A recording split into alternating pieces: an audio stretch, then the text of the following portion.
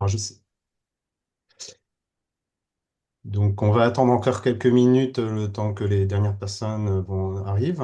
Donc, avant de vous présenter l'orateur de cette journée, je voulais vous faire quelques rappels. Donc, aujourd'hui, donc c'est le 22e, ça c'est le 22e webinaire organisé par l'association Aftermath. Elles sont organisées une fois par mois. Elles sont enregistrées et sont disponibles donc à toutes et tous sur la chaîne YouTube de l'association. Donc, c'est facile à trouver, Aftermath. Aftermath. Et l'association, donc je vous rappelle que pour adhérer à l'association, c'est gratuit pour les doctorants et puis il y a un coût pour tous les autres chercheurs et industriels qui est de 25 euros. Une dernière annonce avant de passer à l'orateur d'aujourd'hui. Donc là, il y aura le prochain webinaire aura lieu le 23 octobre et il sera donné par Guillaume Defresne sur le machine learning de données thermodynamiques, donc de la détermination des diagrammes de phase à la conception d'alliage. Donc aujourd'hui, nous avons le plaisir d'accueillir Monsieur Gildas Guyamo, donc qui est chercheur aux mines de Paris et qui va vous présenter une présentation sur la modélisation de la solidification hors équilibre, approche thermodynamique de la croissance interfaciale. Donc c'est une présentation qui va durer 45 minutes. Vous avez la possibilité de laisser des messages dans des questions dans le chat. Il y répondra à la fin de la présentation qui va durer environ une 45 minutes. Et à la fin, vous aurez toujours l'opportunité de poser directement vos questions à l'orateur. Voilà, je vous prierai d'éteindre vos micros. Donc, je crois qu'il en reste quelques-uns d'actifs. Et on va laisser Gildas nous faire sa présentation. Très bien, merci à tous. Merci de cette introduction. Donc, en effet, moi, je vais faire une présentation sur la modélisation de la situation hors équilibre et puis des approches thermodynamiques sont mises en place pour suivre la croissance interfaciale. Donc, c'est une activité à laquelle je participe avec mes collègues de l'équipe de ZMS du CMF, notamment là pour l'activité, je cite également Paul Martin, qui est un de nos doctorants, Charles-André Gandin, qui dirige notre équipe ici au CMF de ZMS, et puis également dans les collaborations qui ont porté cette activité. Je dois citer Christophe Arland et le professeur Peter Voris de l'université de Northwestern à Vancouver en Illinois, qui également était co-auteur avec qui on a travaillé donc, pour développer ces approches. Alors, pour le contexte général, bien sûr, c'est évidemment celui de la suivi des évolutions microstructurales dans des conditions à dire un peu sévères, c'est-à-dire notamment fabrication additive. C'est ça qui nous a porté à développer cette activité. Donc, bien, si on regarde un peu les procédés de fabrication additive, comme illustré ici dans une simulation faite avec nos outils, on voit ici un bain d'ailleurs se développer dans un processus LPBF. On se retrouve finalement avec des valeurs élevées, des vitesses de croissance dans le domaine de la fabrication additive, hein, qui vont aller par exemple de vitesse nulle en bas d'un bain jusqu'à des vitesses proches de la vitesse de procédé à droite. Et puis, les gradients vont être aussi particulièrement importants ici, plus progressivement diminués au fur et à mesure qu'on ira vers la partie supérieure du bain. Donc, au bilan, on se retrouve quand même avec des vitesses de solidification qui peuvent être, sinon du mètre, en tout cas de plusieurs dizaines de centimètres par seconde, enfin propre à ces procédés, avec une évolution rapide des conditions de solidification le long de cet isotherme de liquidus, hein, comme je l'ai souligné, avec des vitesses et gradients qui évoluent sans compter les autres paramètres. Donc, tout ça amène à des distributions spatiales des dimensions des microstructures. On peut penser au lambda 1, au lambda 2, l'espacement primaire, secondaire, aux espacements tactiques aussi, qui ont varié de manière notable par rapport aux conditions rencontrées en gradient vitesse. Et puis, tout ceci aussi amène à des évolutions potentielles de la nature des phases primaires de solidification qui vont se mettre on va dire, en concurrence de croissance, notamment sur les aciers, entre les phases delta et gamma, comme ça peut être bien connu. Et puis, il peut y avoir aussi des transitions des microstructures, notamment des grains colonnaires et QAX, qui vont avoir donc, cette transition de manière différenciée. Donc, si on revient à ces procédés de fabrication additive et à la stockation rapide, il y a quand même un fort développement, d'avoir besoin finalement de développer des modèles de croissance aptes à suivre ces transformations de phase en solidification pour ceux qui nous intéressent ici, mais c'est peut-être pas le seul sujet, à des vitesses importantes, donc, comme je le citais, aux valeurs que j'ai pu mentionner, sur des alliages multicomposés, ce qui est aussi une difficulté, et dans des conditions à équilibre pour le besoin que l'on en a ici. Alors, bien sûr, la situation rapide, c'est pas non plus un sujet très nouveau. On regarde un peu Scopus, on voit que c'est un sujet qui a pris de l'ampleur depuis quelques années, plusieurs années, notamment toujours porté par ce thème des procédés de fabrication additive ou en tout cas des procédés de solidification qui sont réalisés à des conditions de plus en plus importantes en termes de vitesse. Donc, si on regarde la croissance hors équilibre et les processus physiques qui ont lieu, il y a bien sûr d'abord des phénomènes de sweet trapping qui vont intervenir lorsque la vitesse de développement de notre interface entre une phase solide, par exemple une phase liquide, comme présenté ici, va s'accroître, hein. Donc là, je peux prendre des figures de la littérature notamment, et certaines approches d'ailleurs sont celles de la littérature pour ce qui va être présenté par la suite, certains éléments. Donc, si on a l'équipe thermodynamique, on a bien sûr une différence de composition de part et d'autre de notre interface, mais une égalité des potentiels chimiques, représentés ici. Et puis, si la cinétique de croissance augmente, bah, les atomes de soluté vont avoir de plus en plus de mal à diffuser hors de l'interface, qui va devenir une interface donc mobile avec une forte vitesse avancée au regard des processus de diffusion. Et il peut y avoir un piégeage partiel ou total des espèces chimiques par la phase en croissance. Donc, ceci c'est un phénomène qui est quantifié par la grandeur, par exemple, par le nombre de Peclet, un ratio de la vitesse d'avancée de l'interface sur la vitesse propre de diffusion des espèces chimiques, hein, donc la capacité qu'ont les espèces chimiques à se déplacer en interface pour ou non équilibrer les potentiels chimiques, ou la vitesse de diffusion donc, des espèces, c'est plus ou moins le ratio de coefficient de diffusion de ces espèces sur l'épaisseur de la transition de l'interface, finalement, de la transition, où se fait cette transformation de phase. Donc, ceci nous donne cette vitesse de transition transinterface des atomes à travers ce domaine. Et puis, pour des valeurs de Peclet de ce ratio finalement particulièrement élevé, eh bien, on peut même avoir des phénomènes de full sweet trapping, hein, d'ailleurs, comme c'est plus ou moins illustré ici, hein, même complètement illustré, c'est-à-dire qu'on va se retrouver avec des compositions d'espèces chimiques qui vont être identiques de part et d'autre de l'interface, mais un gradient ou un écart de potentiel chimique.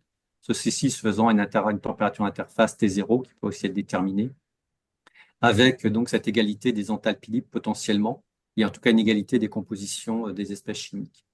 Et puis aussi, il y a d'autres phénomènes, hein. Donc là, je parlais juste avant de diffusion d'espèces chimiques au niveau de l'interface.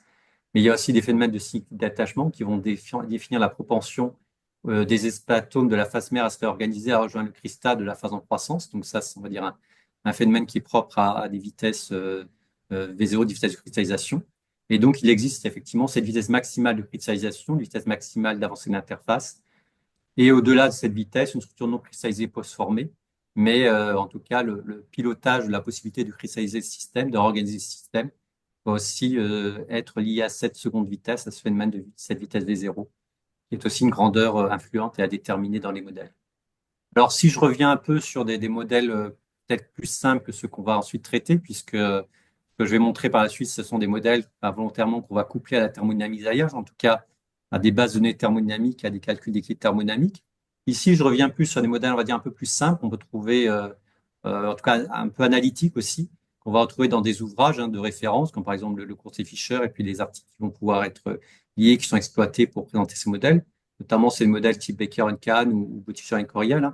Donc, si on regarde un peu ce qui se passe, par exemple, pour un système binaire et biphasé, donc où une phase solide est en train de se développer au détriment d'une phase liquide, eh bien, on peut regarder thermodynamiquement comment les choses se présentent. Et donc, si je prends le potentiel chimique pour une solution idéale diluée de la phase solide, donc ça veut dire que je regarde donc ici pour la phase solide en bleu, quels sont les potentiels chimiques.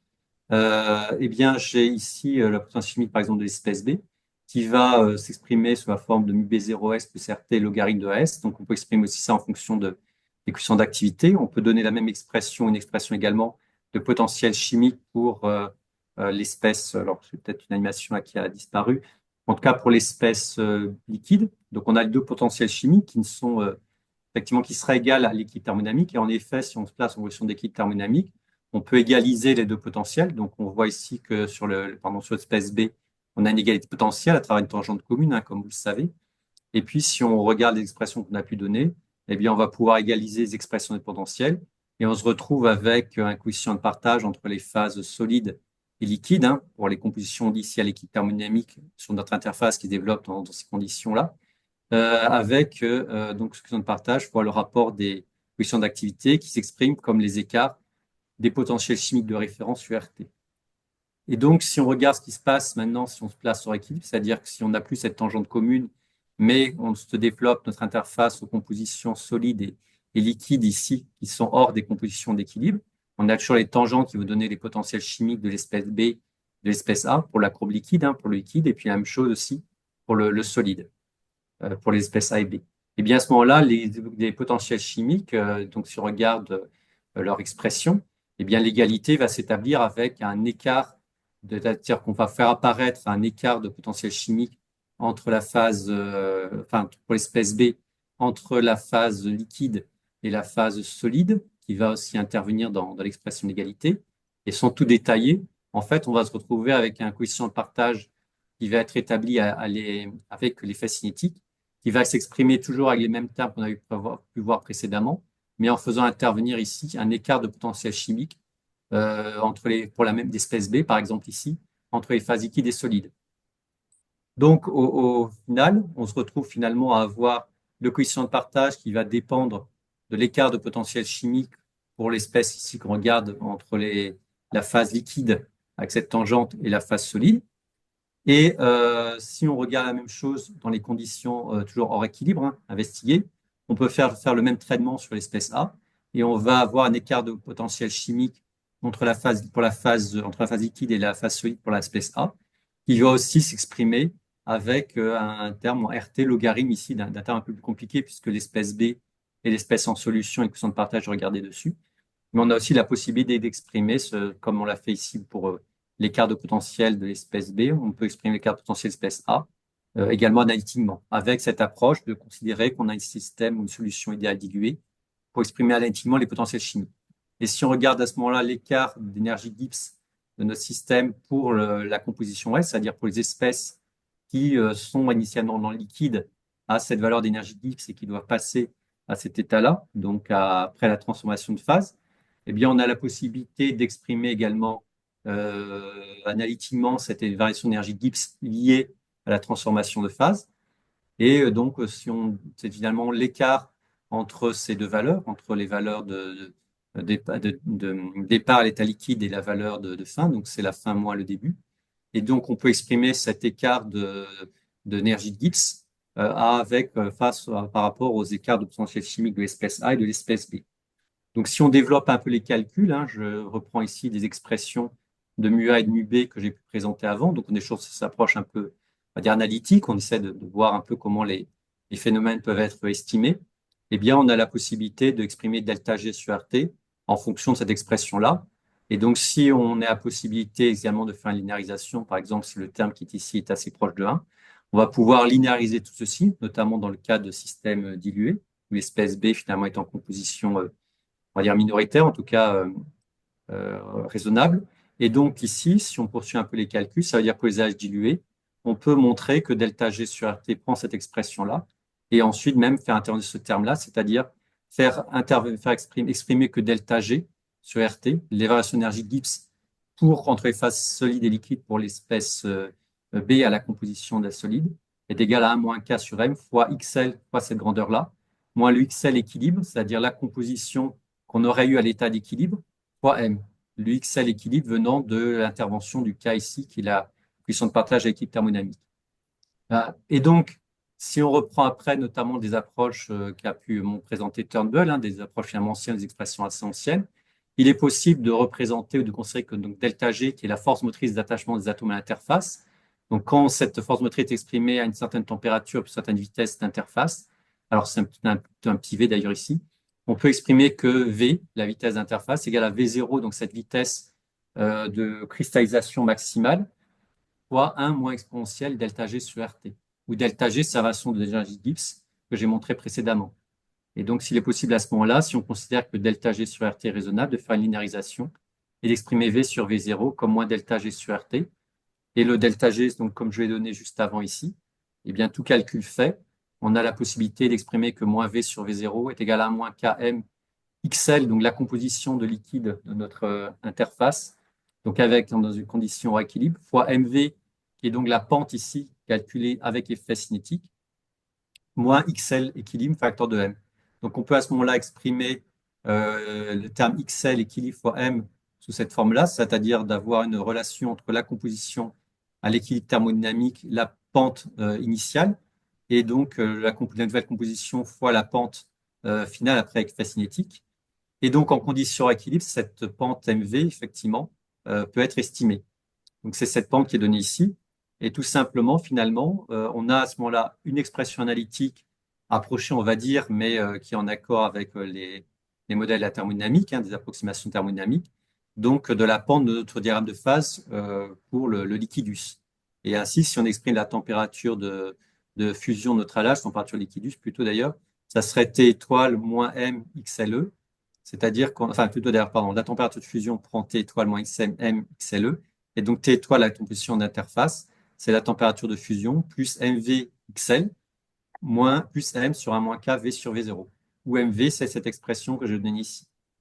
Donc au bilan, ça veut dire qu'on a la possibilité, si on fait cette approche assez simple, d'exploiter ou de définir des diagrammes de phase linéarisés mais hors équilibre, avec donc en introduisant des effets cinétiques, des effets donc liés soit aux diffusions d'espèces chimiques au niveau de l'interface, soit aux cinétiques d'attachement et la recristallisation d'interface, avec des expressions, donc TF plus MVXL, où MV, le terme MVXL, c'est l'effet de la vitesse d'avancée de l'interface sur la pente de liquidus. Donc la vitesse intervient dans l'expression de MV, dans les expressions que j'ai montrées, à travers aussi un terme K, une coefficient de partage hors équilibre qu'il s'agit à ce fois de déterminer.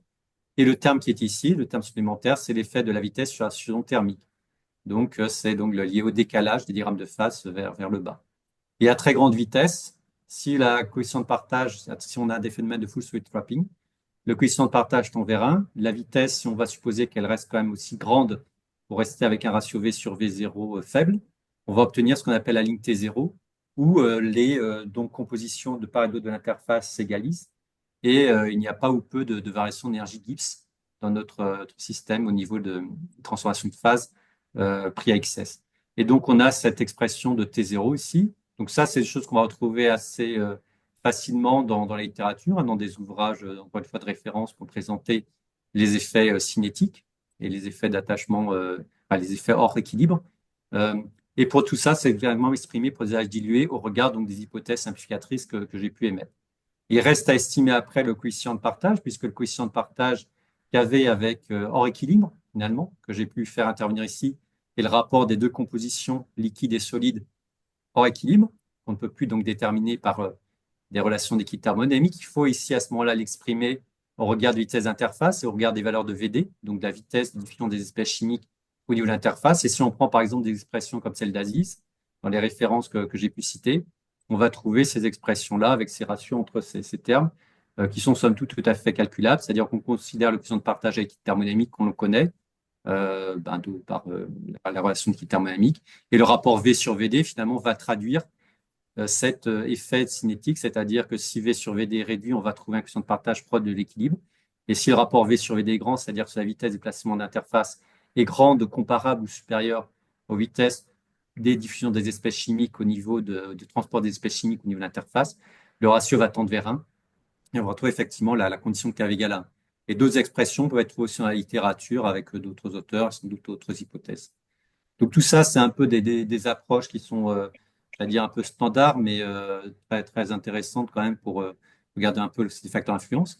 Et puis ce qu'on a développé, nous, enfin ce dont on a participé au développement, c'est on va dire un tout autre modèle, en tout cas c'est une autre approche hein, que je vais décrire ici, a notamment l'avantage, sans l'application qu'on en a faite, d'être couplé à la thermodynamique des alliages, c'est-à-dire à une connaissance aussi des propriétés thermodynamiques réelles des alliages, sans faire d'hypothèse simplificatrice, comme j'ai pu le montrer précédemment, de diagrammes de phase linéarisés ou ou simplement de milieu idéal dilué. Donc là, ces hypothèses-là vont disparaître. Et donc, le modèle auquel on a contribué, c'est un modèle de partial drawing model, enfin PDM. Donc ça, c'est un modèle qui est présenté ici, hein, qui a été proposé par le professeur Voris et son doctorant Chris Harland. Et puis, on a aussi contribué à son développement, surtout encore plus peut-être à sa mise en application dans les exemples que j'ai pu montrer. Donc ça, c'est un article de 2022, un d'Acta Materialia que vous trouvez facilement. Et donc, les modèles de type PDM, hein, c'est une partial drawing model. L'idée est finalement de regarder notre interface. Alors, on revient sur l'interface en croissance avec donc cette interface qui est ici en ligne pointillée rouge qui va avancer et qui va faire en sorte que donc le milieu liquide finalement va progressivement être remplacé par une phase solide XS. Et donc ici, ce qui se passe, c'est que dans ces modèles PDM, dans Partial Drag Model, on va faire l'hypothèse que la composition entre le milieu liquide et le milieu solide, il y a un domaine d'interface qui est un milieu intermédiaire qui a une composition X effective. Et en pratique, c'est donc une composition X effective qui s'établir entre la composition liquide et la composition solide des deux milieux. idéalement d'ailleurs propre à chacune des espèces, mais ici on va souvent considérer que le ratio ici qui fixe les parts des espèces chimiques, celui des liquides est constant. Donc en tout cas, au niveau de cette interface, il y a cette composition intermédiaire. Et donc, les variations d'énergie libre, si on revient aux variations d'énergie libre de notre système, eh bien, on va la regarder d'une part avec une première étape, c'est-à-dire que le milieu ici, avec cette interface, a cette composition effective. Et donc ici, il y a peut-être juste un truc à reprendre. Oui, c'est ça. Donc ici, le milieu liquide a la composition pardon, du liquide. Et, pardon, arrivé. Il y a donc un premier ajustement de la concentration qui est réalisé. C'est-à-dire que la concentration du liquide ici à l'interface est remplacée par cette composition effective que je citais. Donc, ce qui est associé à cette variation d'énergie de Gibbs dans le système. Et de manière plus générale, eh bien, il y a une migration de l'interface qui va se faire, c'est-à-dire que l'interface ici, dans un premier temps, va migrer, mais avec simplement une interface qui va être considérée ici à la composition X effectif. Donc, on a un premier ajustement de la concentration, ensuite une interface qui se déplace à la composition X effective, ce qui amène à considérer une variation d'énergie Gibbs au niveau une dissipation même d'énergie au niveau de ce déplacement lié à associé à cet écart d'énergie Gibbs pour la migration d'interface. Et une fois que l'interface s'est déplacée et la composition effective s'est placée à cette valeur-là avec l'interface devant, il y a un ajustement de la composition, c'est-à-dire qu'il faut ramener la composition effective à la composition du solide qui est ici représenté dans la zone bleuâtre. Et donc, il y a une diffusion des espèces chimiques qui vont se faire de cette interface vers la phase liquide, de façon à ajuster la concentration et à revenir donc à cette composition solide. Ce qui correspond à une seconde contribution d'une diffusion trans-interface ici, de delta GT, qui complète le delta GM. Et donc, la variation d'énergie de Gibbs totale dissipée, donc associée au fait que les espèces chimiques à la composition XS d'IBS, qui était initialement dans la phase liquide et associée à cette énergie de Gibbs, doivent être ramenées à cette énergie de Gibbs après déplacement complet d'interface, après l'ensemble des deux étapes présentées ici, enfin les étapes de transformation. Cette variation d'énergie de Gibbs, c'est donc la somme du delta GM et du delta GT. Et ça correspond à l'énergie de Gibbs dissipée par le processus. Donc, on a ces différentes contributions. D'une part, la contribution de cristallisation en rouge, que j'ai indiquée. Donc, migration d'interface à composition bieffective, cette composition intermédiaire. Une redistribution du soluté par la diffusion trans-interface, qui est delta GT, qui est ici. Et donc, ici, un terme qui est à considérer, mais en fait, il n'intervient pas dans la sommation parce qu'il est masqué ou il apparaît dans le delta GM indirectement. En tout cas, il y a une redistribution également du soluté, une variation d'énergie Gibbs, qui est associée à la redistribution du soluté, préalablement au dépassement interfacial, et qui permet d'aboutir à la composition XB effective au niveau de l'interface avant d'en réaliser le déplacement. Et ça, c'est l'effet finalement de partial solid drag, c'est-à-dire que on n'est pas sur un modèle de full solid drag, on a un modèle de partial solid drag avec une composition intermédiaire au niveau de notre interface pour réaliser le déplacement de notre interface liquide. Et donc, le delta GT, comme j'ai dit, est égal au delta GM plus le delta GT.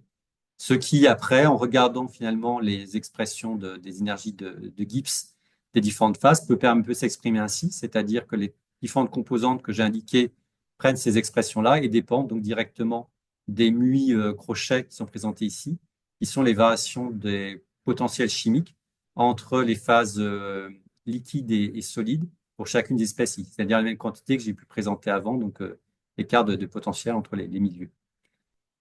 Donc, ceci, c'est un modèle qui est assez similaire, voire même très similaire au modèle qui avait pu être proposé, CGM proposé par Azicial, mais avec quand même l'amélioration et la correction d'une certaine manière que la composition XILS qui apparaissait dans le terme que je vais montrer après est remplacée par la composition X effective. Donc, c'est un modèle qui apparaît quand même plus cohérent selon nous. Et on va revenir un peu sur les équations. Donc, peut-être finalement, si on revient au modèle précédent, il y a des modèles précédemment qui a été proposé notamment par Aziz et Kaplan, qui étaient des modèles de full solid drag. Donc, dans ces modèles-là, la diffusion de l'énergie était faite par l'absorption d'une molle à composition liquide, et on avait un phénomène solid drag qui dissipait delta GG full en désorbant des espèces chimiques. Donc, on avait ces expressions-là. Je passe assez rapidement finalement. Ça, c'était un peu ce qui était fait précédemment.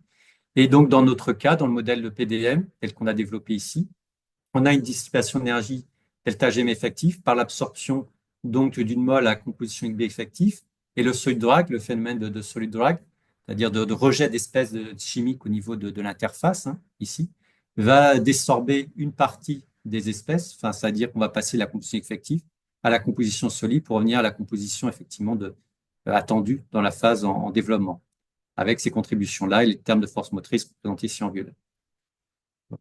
Là, je passe peut-être. Et donc, en fait, l'intérêt, finalement, la différence par rapport au modèle de fluide solide Dirac qui aurait été le cas s'il n'y avait pas eu cette interface et si évidemment le déplacement de l'interface était fait à la composition liquide, c'est qu'on se retrouve par rapport avec notre modèle, par rapport à un modèle fluide solide Dirac avec un déplacement qui devient de certaine manière plus difficile puisqu'il y a la composante ici d'ajustement d'énergie, d'ajustement de composition qui apparaît dans la variation d'énergie Gibbs liée à la mobilité de l'interface. Donc, le déplacement d'interface, c'est plus difficile. Par contre, la diffusion trans-interface en retour est plus facile, c'est-à-dire que la variation énergie Gibbs à dissiper pour ajuster la composition d'une dernière étape est plus réduite. Donc, ce qui fait une différence par rapport au modèle. Donc, si on va un peu maintenant sur les équations, eh bien, on a à résoudre, à considérer la concentration effective liée à l'absorption partielle de soluté à l'interface. La dissipation, si on revient sur les équations qui étaient dans l'article, on a une dissipation d'énergie libre de Helmholtz à l'interface qui peut être calculée. Et donc là, je passe un peu sur les équations. Mais cette variation d'énergie Gibbs au niveau de l'interface est composée, quand on fait l'intégrale des variations des énergies Gibbs, des contributions, d'une part d'une énergie Gibbs, enfin d'un terme lié à la variation d'énergie Gibbs liée à la mobilité d'interface, d'autre part, un second terme lié à la diffusion trans-interface. Voilà. Et donc, ça, c'est l'intégrale qu'on fait au niveau de l'interface. Et donc, au final, ce terme-là, cette quantité qu'on calcule au niveau de l'interface, de variation d'énergie Gibbs, elle doit être considérée comme négative, puisqu'il y a une décroissance de l'énergie libre de Helmholtz dans les approches dissipatives classiques. Donc, ça veut dire que ce terme-là étant négatif, on va faire l'hypothèse que chacun des deux termes négatifs, c'est-à-dire cette grandeur-là doit être négative, c'est-à-dire que le terme ici est positif à cause du sigma, et les termes liés au flux des espèces chimiques sont aussi négatifs. Et donc, sur ces hypothèses-là, on va considérer que l'expression de la vitesse de l'interface est égale à la mobilité de l'interface fois donc cette sommation des compositions effectives de l'interface fois les variations de potentiel chimique au niveau de l'interface. Et les flux d'espèces chimiques vont aussi être reliés à ρ0 et à des mobilités des espèces chimiques au niveau de l'interface. Donc là, je passe peut-être un peu rapidement sur les détails du modèle, ce n'est peut-être pas l'essentiel ici, mais on a la possibilité d'exprimer vitesse et flux d'espèces, tout ceci en dépendance des mobilités. Alors, d'une part, de l'interface, et la mobilité de l'interface dans les modèles qu'on développe, c'est V0 sur RT, donc c'est-à-dire qu'elle dépend de la vitesse maximale de cristallisation. Et les diffusions des espèces chimiques de l'interface, c'est-à-dire la mobilité des espèces chimiques interfaciales, peuvent aussi être exprimées, aussi avec certaines hypothèses, certains modèles, notamment relativement au terme VID, c'est-à-dire la vitesse de déplacement ou des vitesses effectivement de déplacement des espèces chimiques au niveau de l'interface. Donc, la mobilité interfaciale et interfaciale et mobilité des espèces chimiques au niveau de l'interface sont aussi exprimables en fonction d'approche de la littérature et on voit apparaître V0 et VD dans les deux vitesses qui vont guider le modèle. Au bilan, on arrive à écrire tout ceci sous forme d'équation de type IRF, Interfacial Response Function, donc avec une expression de la vitesse dans notre modèle qui dépend de V0 sur RT et des termes des compositions effectives et des écarts de potentiel chimique. Donc ça, c'est la première des équations IRF, une équation seule, unique. Et on se rajoute à notre modèle ici une équation de type CRF, c'est-à-dire des équations qui vont venir aussi remplacer l'hypothèse qu'on pourrait pu avoir d'égalité potentiel chimique puisqu'elle n'est plus vérifiée. Et donc, ces équations dans notre modèle sont ici les deux équations sur les équations de concentration de response function où on relie la vitesse ici, déplacement d'interface, cette fois-ci aux vitesses de diffusion trans-interface et aux écarts de potentiel chimique également au niveau de l'interface. Et on peut également définir une température, fonction de la vitesse interfaciale. Une température T0, elle peut être définie si on considère que la composition solide est égale à la composition liquide, égale aussi à la composition effective. Donc, sous cette hypothèse-là, on peut trouver ici une température de déplacement de température à laquelle on aurait un déplacement, une composition à changer de part et d'autre de l'interface. En tout cas, ces équations-là, on peut maintenant aussi les résoudre dans nos modèles. Et là, par exemple, il y a une application que je montre rapidement dans le cas d'un système argent-cuivre. Vous avez ici, en reprenant les données de Murray, un diagramme de phase qui va être tracé, qui correspond simplement, en étant à l'équilibre thermodynamique ici, au tracé des tangentes communes entre phase fluide et phase liquide, dont les énergies Gibbs sont représentées ici, un système binaire argent-cuivre. Le diagramme de phase est tracé ici, donc la ligne T0 est ici, et ici on a la ligne rouge, les lignes de liquidus en ligne bleue, solidus, et ici le solvus en marron. Tout ceci est à l'équilibre, mais en appliquant notre modèle, eh bien, il est possible de voir comment ce diagramme de phase, notamment pour les lignes rouges et lignes bleues, pour l'intérêt, vont évoluer en fonction de la vitesse de départ d'interface. Et donc là, vous avez un film qu'on fait en appliquant, en développant les calculs, qui montre comment les diagrammes de phase vont évoluer à travers l'évolution des positions des compositions ici dans nos diagrammes liées à la vitesse de déplacement d'interface en partant, je remets juste, hein, en partant d'une vitesse, pardon, je vais y arriver, partant, pas grave, voilà. Ici, vous voyez donc le diagramme de phase qui va évoluer en fonction, comme j'ai indiqué, des vitesses qui sont prises ici. Tout ceci donc couplé à la thermodynamique, à la connaissance des thermodynamiques des alliages. Donc, si on regarde un peu ce qu'il en est sur toujours nos systèmes argent-cuivre, eh bien, il est possible également de calculer des diagrammes de phase hors équilibre. Et ce que vous voyez ici, donc, ça va être aussi reprend les données de Murray, c'est ce qu'on a aussi publié dans les articles que j'ai pu citer. C'est l'évolution des diagrammes de phase avec donc cet effet cinétique ici représenté pour différentes valeurs de lambda. Donc, on a les valeurs de V0, VD ici qu'on a pris par rapport à des données de la littérature également. Donc, on a de vitesse V0, vitesse maximale de cristallisation dans le puissance centaine de mètres par seconde. VD est estimé de l'ordre d'une fraction de mètre par seconde. Et ici, le déplacement d'interface a été fixé à 10 cm par seconde. Donc, les lignes ici en trait plein, ces lignes-là représentent les lignes d'équilibre du côté, les lignes de composition et d'évolution à température en fonction de la composition du côté du liquidus, ici du côté du solidus, avec donc ces valeurs de lambda explorées. Bon, pour les valeurs de lambda faibles, on est proche de l'équilibre thermodynamique dans nos modèles, ce qui est attendu quand la vitesse est assez réduite.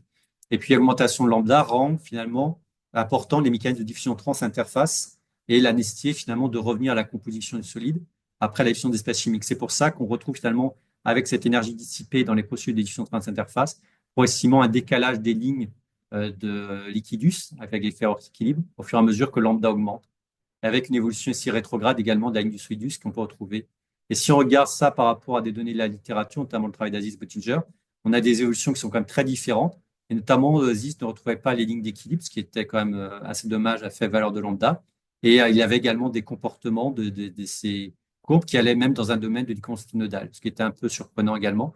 Et en tout cas, ces évolutions très différentes de ce qu'on produit maintenant avec notre modèle et les corrections apportées.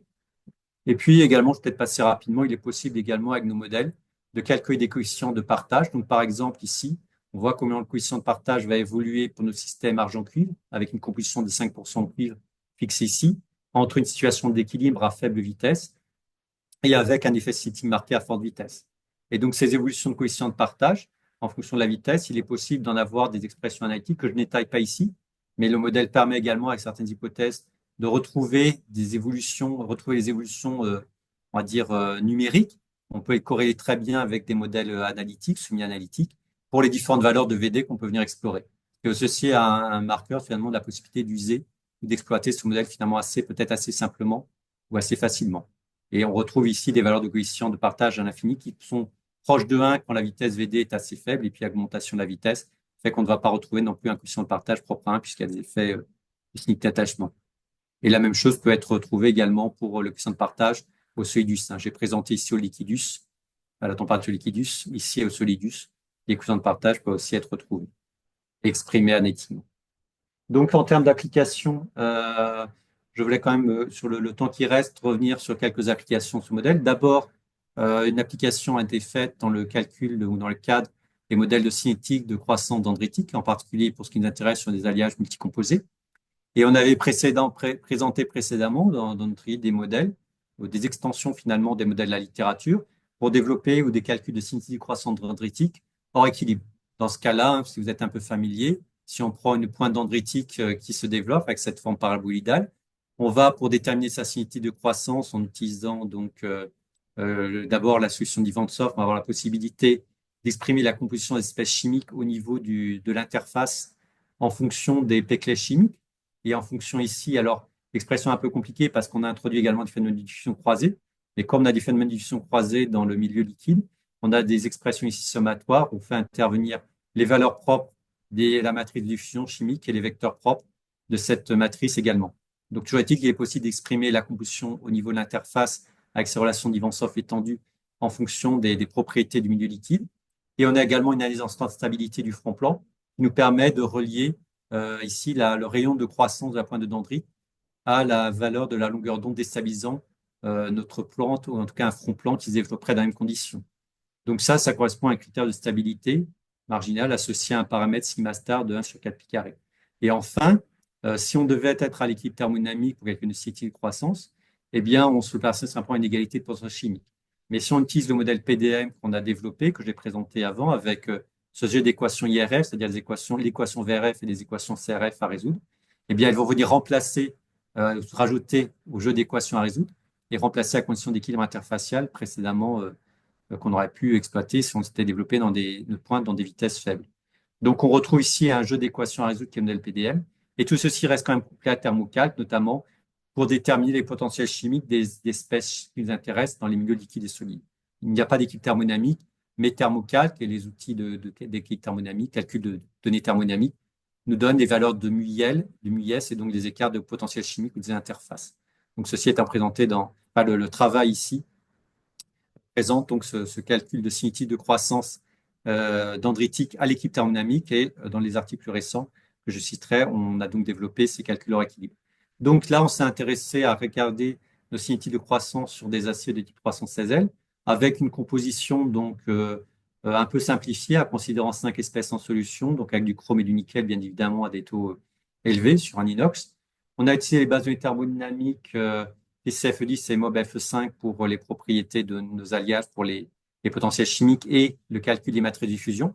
Donc, comme je l'ai indiqué, on calcule cette de croissance sur un régime de diffusion croisée dans la phase liquide. Donc, la matrice de diffusion qu'on considère être une matrice pleine, finalement, il n'y a pas que les termes diagonaux qui sont considérés. Et si on a ici, dans les applications, on mis en concurrence de croissance, on va dire, considérer les croissances des phases delta et gamma, donc des phases des structures dendritiques dans ces deux phases. Et à ce moment-là, les valeurs de V0, de VD, de lambda doivent aussi être estimées. Et ça, on a été aidé dans ces applications par des calculs de dynamique moléculaire qui ont été notamment menés par Antillon dans cet article. Alors d'ailleurs, il faudrait que la référence soit complète. Donc des calculs de dynamique moléculaire permettent d'extraire ces propriétés thermodynamiques. Alors ici, ils ont été réalisés sur les alliages fer-chrome pour déterminer les paramètres caractérisant l'écart par rapport à l'équilibre interfacial qui sont propres au processus FA. Et donc, avec ces calculs de dynamique moléculaire, on peut estimer comment V0, VD ou lambda, leur valeur dans les systèmes. Ici, bon, restons sur le système binaire, mais si on applique ces paramètres-là sur les autres espèces. Et le calcul a été fait sur le delta, la phase gamma. Donc, vous voyez ici les valeurs de V0 et de VD. Et on peut appliquer nos modèles croissants dendritiques pour regarder comment la pointe dendritique de notre milieu va évoluer, dans notre système va évoluer. Et donc, vous retrouvez ici la température, l'évolution de la température en fonction de la vitesse de croissance. Alors, d'une part, la représentation est faite pour l'estimation des lignes de solidus et de liquidus. Donc, vous avez ici, alors il y a peut-être placement des cas. Donc, ici, ça sont les lignes de solidus. Là, le TL est mal placé, il devrait être ici. Donc, en tout cas, donc on a ici les évolutions de température solidus, les évolutions de température du liquidus de notre système, donc avec les effets cinétiques et à haute vitesse, on voit comment les lignes de solidus et de liquidus vont évoluer. Et les lignes pleines ici représentent les vitesses ou les évolutions à température de notre pointe de dendrite. Donc, on se retrouve finalement ici avec une compétition de croissance entre les différentes microstructures, delta en rouge et gamma en noir, représentées pour les différents gradients de température, puisque, a priori, c'est la phase qui va développer avec la plus haute température, qui va être en avance dans la grande température imposée et va s'imposer dans sa cinétique de croissance. Et on retrouve ici, donc, finalement, une transition de croissance pour les phases primaires. Donc, on va à faible vitesse, on va avoir une phase gamma qui va se développer à la température réduite en front plan, avec un gradient, par exemple, de 10 puissance 6. Alors, j'ai mis 10 puissance 7, ça plutôt 10 puissance 6 ici. On a une température de la pointe dendritique qui va évoluer ainsi en suivant donc une phase delta, et à plus forte vitesse, vers 3 cm par seconde, on va avoir une transition vers une phase gamma dendritique avant qu'on retrouve une croissance en front plan, proche donc des valeurs de la fabrication additive. Et donc, il y a une différence des morphologies des microstructures qui est visible dans les écarts également des rayons. Si on regarde les rayons de nos points dendritiques, on voit que le rayon de la phase gamma va être plus élevé que le rayon de la phase delta avec les simulations qu'on mène de croissance dendritique avec effet aussi cinétique. Et ceci est aussi cohérent avec les observations. Je pense que là, c'est avec ces gradients de 10 puissance 7 que c'est représenté ici, ces évolutions. Donc ça, c'est cohérent avec les observations telles que Godfrey, qui remarque que les structures gamma sont effectivement plus grossières que les structures delta. Donc ça vient aussi d'être exploité dans le travail de Paul Martin, enfin publié en relation avec le travail de Paul Martin, le doctorant. Et donc, on peut aussi, alors là, le diagramme représente aussi quelque chose qu'on a montré avant, c'est-à-dire représenter les coefficients de partage dans nos milieux en fonction de la vitesse d'avancée de notre interface. Donc, ici, vous avez en près pointillé les évolutions de coefficients de partage au solidus. Là, c'est l'évolution de partage au liquidus, donc pour chacune des 5 espèces étudiées. Donc, ça peut être suivi. Et ici, avec un gradient de 10 puissance 7, et on voit comment donc ces coefficients de partage vont évoluer de valeur à l'équilibre thermodynamique vers des valeurs proches de 1. Ici, voir que comme le V0 est assez élevé, finalement, on a bien une tendance vers 1 avec un régime de full solid trapping, de complete solid trapping. Il n'y a plus de différence de composition. Les coefficients de partage, celui des solidus et liquidus, tendent vers 1. Et la pointe dendritique, avec ce coefficient de partage, cette pointe qui est représentée ici, va également évoluer de coefficient de partage proche des valeurs du liquidus vers des valeurs proches du solidus. Et donc également, il est possible, avec les modèles que j'ai pu présenter rapidement tout à l'heure, d'avoir des approximations des corrélations qui vont permettre de les exprimer à la fois pour regarder comment ce coefficient de partage solidus évolue, et au liquidus également avec de très bonnes approximations, de très bonnes relations par rapport aux résultats de la simulation. Donc les corrélations qu'on propose ici retrouvent bien les valeurs du modèle numérique qui a pu être développé. Et le même travail peut être développé ici sur la phase gamma, FCC, puisqu'on peut aussi renouveler l'analyse. Et on retrouve également, alors ici, avec un domaine ici de variation de vitesse qui est plus relativement propriété de l'alliage ou de la phase gamma, qui est plus réduit. Mais on a également une de partage de nos coefficients dendritiques qui vont évoluer entre des valeurs peut-être un peu plus proches ici, enfin moins proches du liquidus, puisqu'on part de vitesses plus élevées pour tendre vers les valeurs de solidus. Et de la manière que précédemment, enfin, on le voyait mieux tout à l'heure, les coefficients de partage ici tendent normalement également vers 1 à la pointe de Dendrine. Naturellement, ici, c'est moins visible puisque les vitesses sont plus limitées. Voilà, donc ça, c'est pour la partie avec les corrélations qui marchent toujours également pour retrouver les données numériques qu'on a pu avoir dans nos modèles. Elles peuvent aussi être corrélées très correctement avec des approches analytiques. Et donc, pour terminer là, sur les derniers temps qui restent, on a également appliqué ou a également regardé un peu ces résultats de nos simulations par rapport à des observations expérimentales, en particulier dans le cas des structures Fischl. Alors, les structures Fischl, ce sont les structures en écailles de poisson qu'on va retrouver notamment dans des procédés de fabrication additive de type LPBF, en particulier ici appliqués sur les aciers 316L. Et donc, en reprenant des observations de la littérature comme le travail de Godfrey, on retrouve ici ces structures représentées ici, notamment bas de zones de bain fondu. Et ces structures, en fait, quand on fait des cartes EDS, en reprenant donc cette analyse, des cartes EDS dans la région de structure Fischl montrent une ségrégation interdendritique de chrome et de molybdène ici, qui suggère plutôt une structure de fluidification primaire finalement en hosting gamma, puisqu'on rejette des espèces chrome et molybdène. Et si on renouvelle cette analyse chimique dans les zones hors des structures Fischl, on va retrouver des structures dans des ségrégations interdendritiques de nickel, avec une ségrégation de nickel, qui suggère une fluidification en structure ferritique delta. Et donc, en fait, ces évolutions-là, ces évolutions de ségrégation, sont donc liées directement aux évolutions des phases primaires de solidification. Elles sont tout à fait en cohérence avec ce qu'on peut, si je reviens en arrière, retrouver ici, c'est-à-dire qu'à fond de bain, puisqu'on a ici des coupes transversales de bain qui ont été réalisées, à fond de bain aux faibles vitesses, on va croître a priori sur une structure de type gamma, voire même au solidus, avant après de retrouver une structure delta à plus grande vitesse. Et en fait, la concurrence de croissance qui s'établit entre les phases delta et gamma, ici, c'est une structure, une concurrence de croissance que l'on peut également mettre en œuvre ou représenter par nos outils numériques, expliquer par ces outils en relation directe avec l'évolution de la vitesse à fond de bain. Et donc là, sur les dernières slides, je voulais quand même aussi revenir sur encore un autre alliage sur lequel on a fait notamment Paul Martin là, pendant son doctorat des analyses assez approfondies. C'est l'alliage d'Inconel 718. Et donc, on a aussi la possibilité, pour montrer les sorties des outils, d'exprimer des diagrammes de phase cinétiques sur les alliages multicomposés.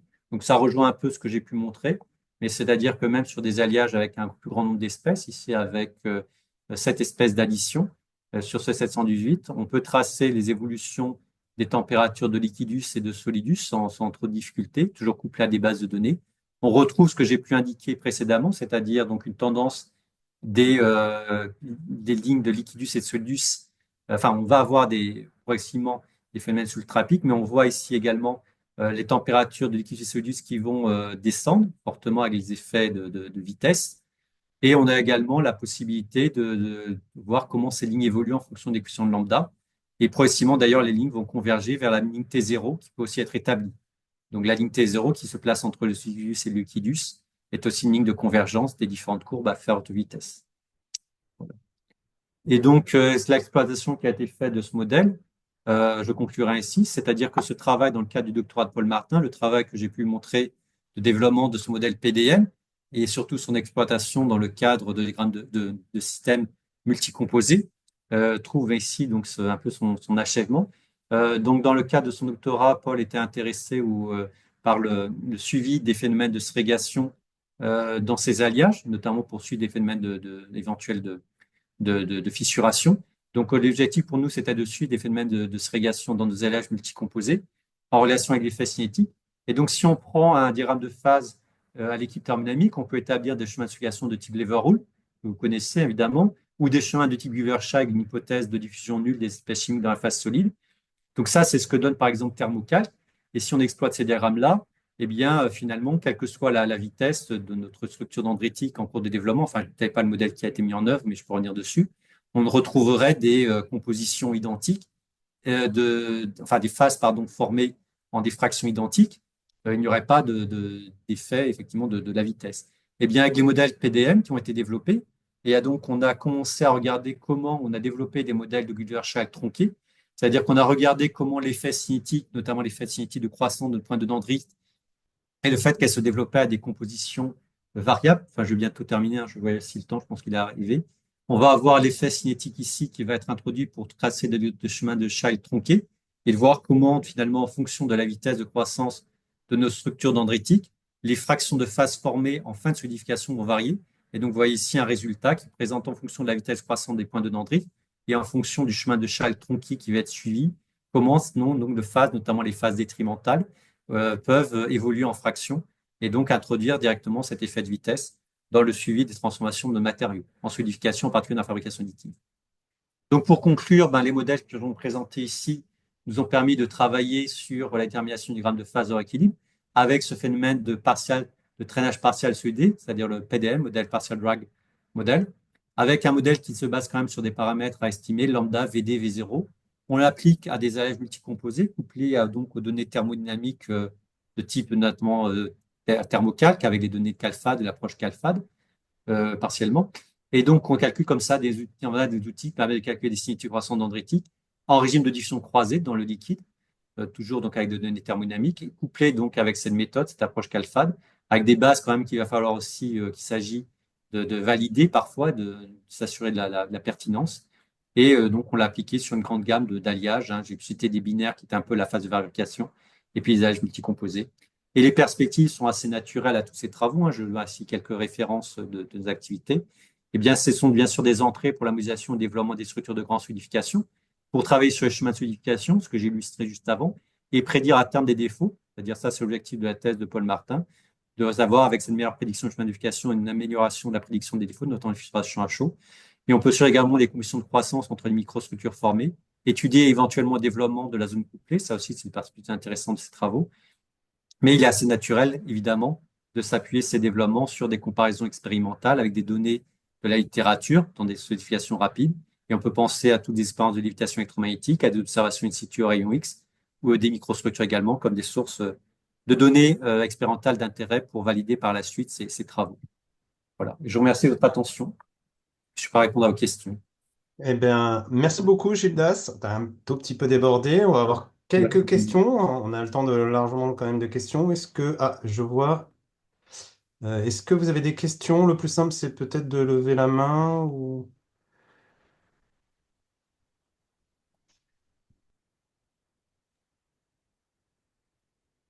Je peux prendre la parole? Oui, Oui, vas-y, Jacques. Bonjour, c'est Jacques Lacaze à l'appareil. Enfin, au bout du fil. Très, très bel exposé. Ça me, ça me ramène à ma jeunesse. J'ai une question, deux questions, allez.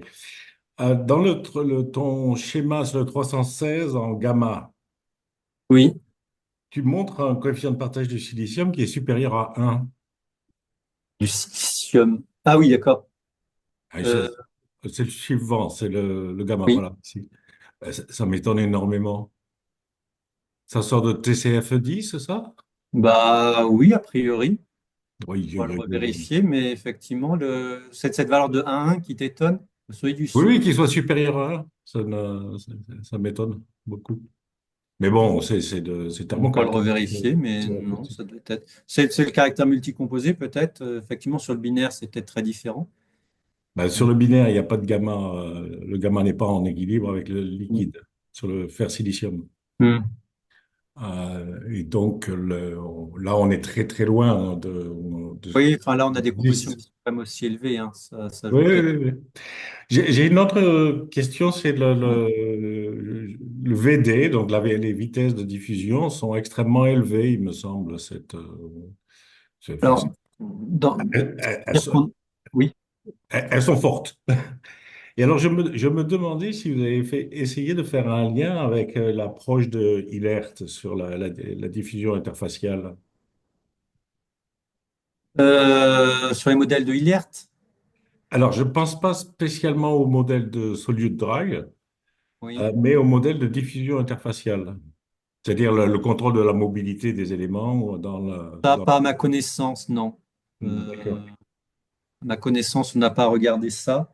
Mais c'est vrai que on est plus, hein, pour estimer VD, on serait plus sur des approches de division, finalement, peut-être un peu grossière, mais de diviser les coefficients de diffusion chimique par des épaisseurs d'interface. Mais ça reste peut-être assez grossière. Il y a peut-être, enfin, c'est peut-être ce que tu cites, des approches plus fines et plus pertinentes pour Bah, estimer disons, ces je ne sais valeurs. pas si ça serait plus fin ou plus pertinent, hein, je sais pas en juger.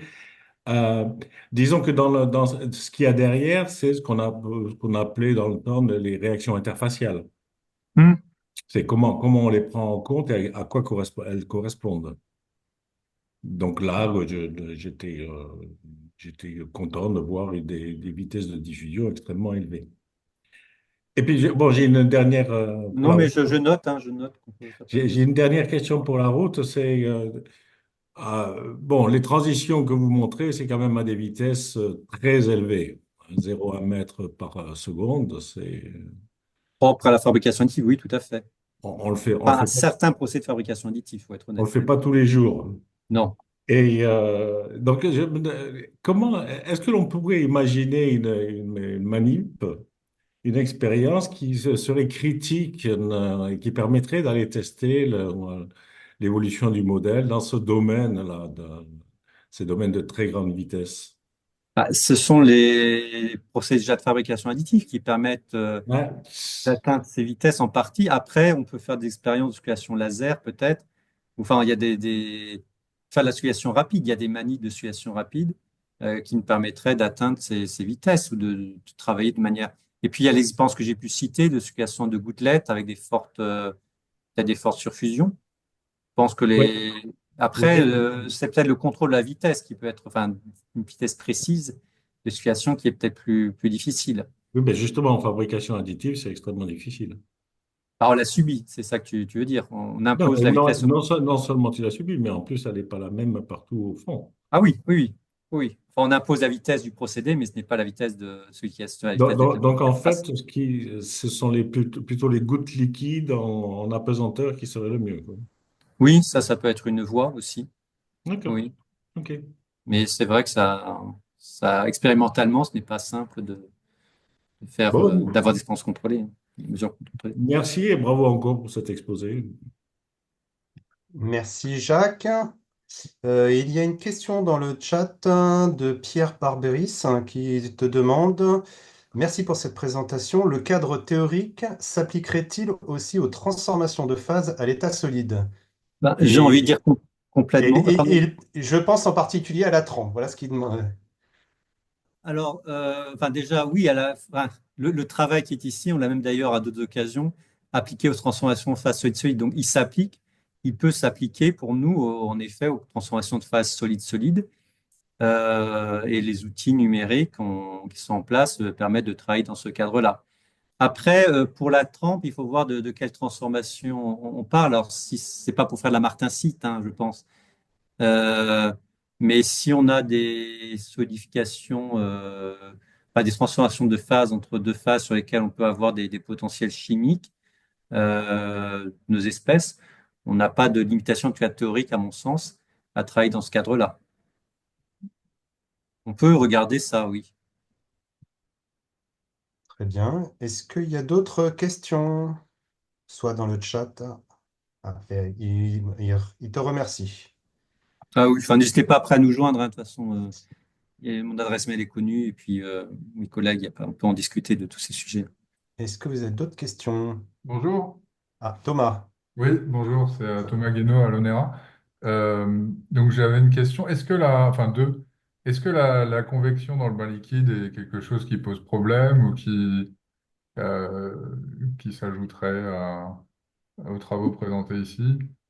Alors, ben, peut-être quand même pas aux échelles atomiques qu'on est en train de regarder quand on parle de diffusion transinterface, ce n'est pas quelque chose qui doit, je pense, intervenir dans la vitesse de déplacement des espèces chimiques pour revenir à la combustion solide.